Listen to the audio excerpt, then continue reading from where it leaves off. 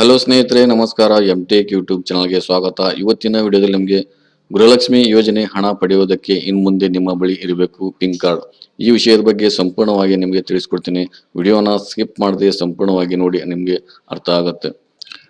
ಗೃಹಲಕ್ಷ್ಮಿ ಯೋಜನೆಯ ಮೂಲಕ ಪ್ರತಿ ತಿಂಗಳು ಫಲಾನುಭವಿ ಮಹಿಳೆಯರ ಖಾತೆಗೆ 2,000 ರೂಪಾಯಿ ಜಮಾ ಮಾಡಲಾಗುತ್ತಿದೆ. ಪ್ರತಿಯೊಂದು ಮಹಿಳೆಯ ತಿಂಗಳ ಸಣ್ಣ ಪುಟ್ಟ ಖರ್ಚುಗಳಿಗಾಗಿ ಈ ಹಣ ನಿಜಕ್ಕೂ ಬಹಳ ಉಪಯೋಜನಕಾರಿಯಾಗಿದೆ ಎನ್ನಬಹುದು. ಈಗಾಗಲೇ 4 ಕಂತಿನ ಹಣ ಬಿಡುಗಡೆ ಮಾಡಲಾಗಿದೆ.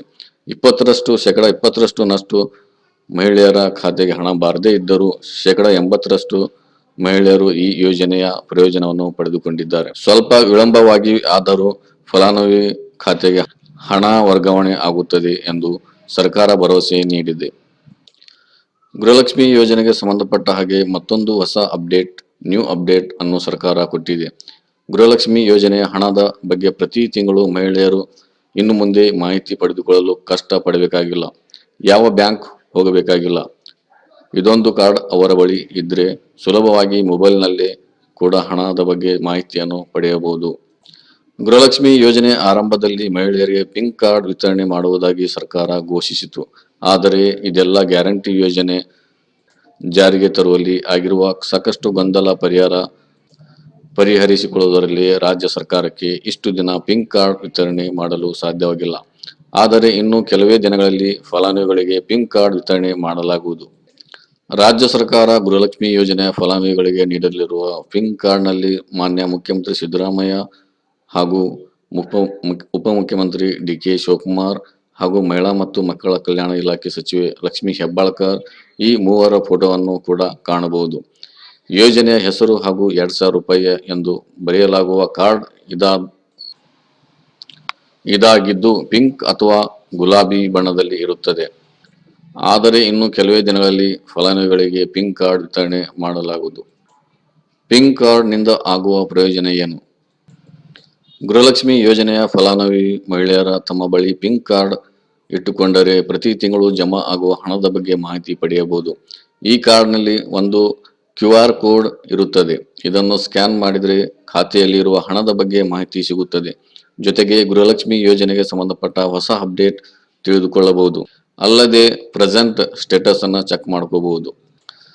ಹಾಗಾದ್ರೆ ಪಿಂಕ್ ಕಾರ್ಡ್ ಪಡೆಯಲು ಅರ್ಜಿ ಸಲ್ಲಿಸಬೇಕೇ ಅಂತ ಇಲ್ಲಿ ಕೇಳಬಹುದು ನೀವು.